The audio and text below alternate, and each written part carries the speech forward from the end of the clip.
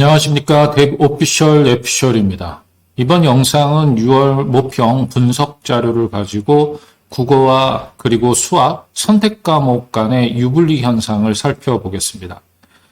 7월 2일 한국교육과정평가원에서 발표한 데이터를 근거로 분석해 보겠습니다.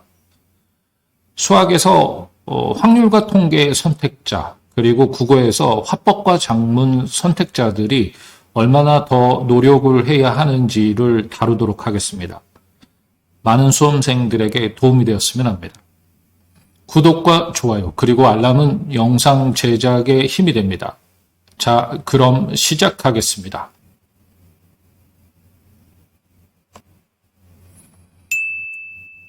첫 번째 체크 포인트입니다. 등급별로 인문계와 자연계 비율을 추정한 자료를 살펴보겠습니다. 이 자료의 핵심은 주요 과목 국어, 수학, 영어 1등급은 모두 자연계가 휩쓸었다는 점입니다.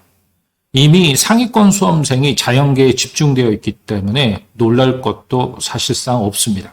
그러나 표본조사를 통해 자료를 보면서 막연한 느낌이 사실로 다가옵니다.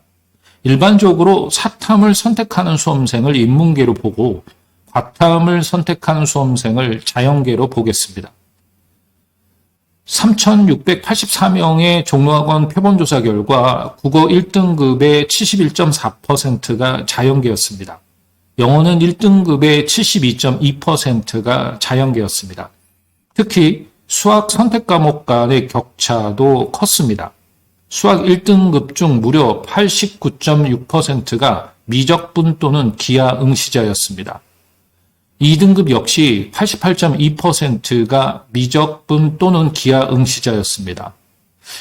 최상위권에서 높은 표점을 받기 위해 어려운 과목에 응시하는 경향이 있었습니다. 선택 과목 간의 유불리가 드러나면서 상위권을 중심으로 한 미적분과 기하를 선택하는 쏠림 현상은 계속해서 진행되어 왔습니다. 계열 구분 없이 선발하는 무전공의 경우 정시에서 자연계 학생들이 매우 유리해질 것으로 예상이 됩니다.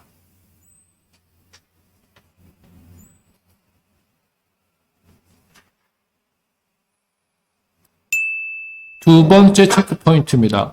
국어와 수학 선택 과목별로 표준 점수 최고점과 점수차를 분석해 보겠습니다.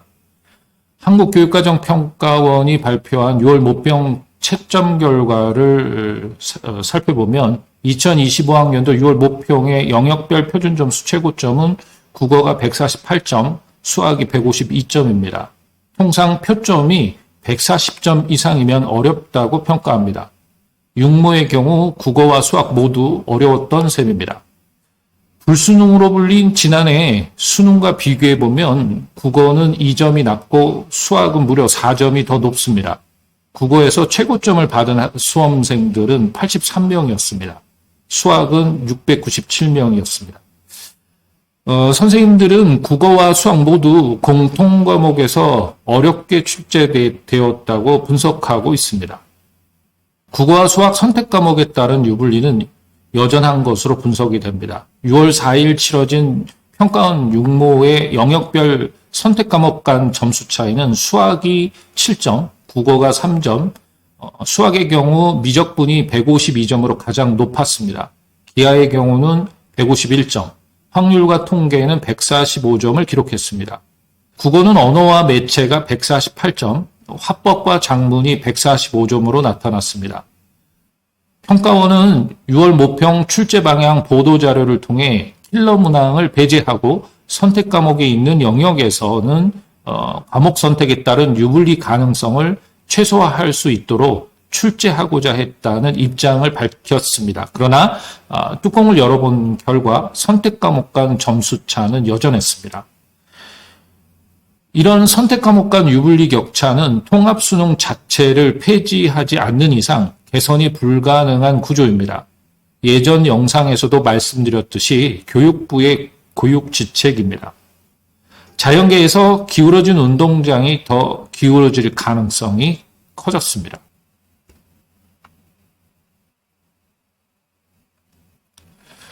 세 번째 체크 포인트입니다. 이번에는 등급대별 원점수를 분석해 보도록 하겠습니다. 우선 국어는 화작 선택자 표준 점수 최고점은 145점이고 언어와 매체 표점 최고점은 148점입니다. 정시에서 가장 많이 활용되는 표점으로 기준으로 볼 때 3점 차이는 분명 영향은 주지만 아주 커 보이지는 않습니다. 표점과 등급에 따른 원점수를 추정해 보겠습니다.